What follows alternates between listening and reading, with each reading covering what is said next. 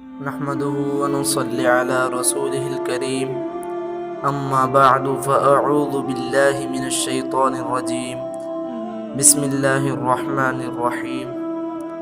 شہوت کا مفہوم اور اس سے بچنے کا طریقہ۔ شہوت کا لفظ اشتہا سے نکلا ہے۔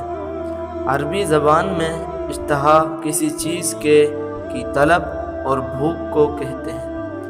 جب انسان بھوکا ہوتا ہے تو گویا اس کو روٹی کی شہوت ہوتی ہے، پیاسے بندے کو پانی پینے کی شہوت ہوتی ہے، بعض لوگوں کو اچھے کھانے کی شہوت ہوتی ہے، کئی لوگوں کو اچھے سے اچھا لباس پہننے کی شہوت ہوتی ہے۔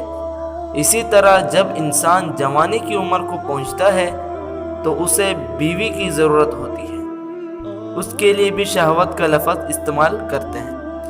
اس طرح شہوت کے مفہوم میں بڑی وسعت ہے۔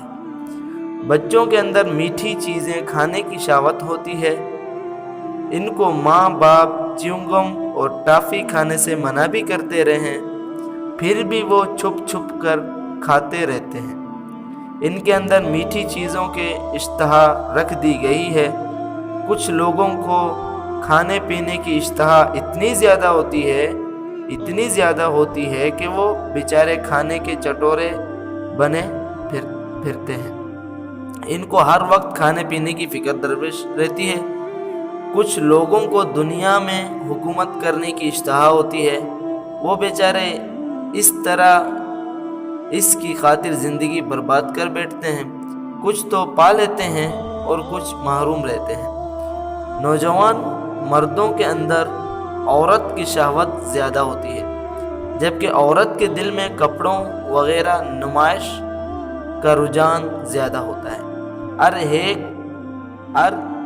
ایک کے اندر علیحدہ بیماریاں ہوتی ہیں۔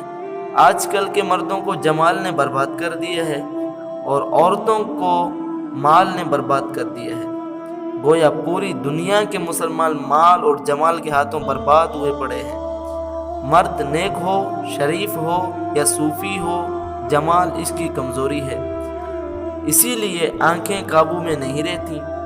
اس مرض سے چھٹکارا پانے کے لیے محنت کرنی پڑتی ہے۔ کتابیں بھی پڑھ لیتے ہیں اور نیکی کے دوسرے کام بھی کرتے رہتے ہیں، لیکن آنکھوں پر قابو پانے کے لیے پیدل چلنا راہ خدا میں خاص کر مطلوب ہوتا ہے، جو نفس کے تزکیہ کا باعث ہے۔ تب جا کر فکر کی گندگی دور ہوتی ہے۔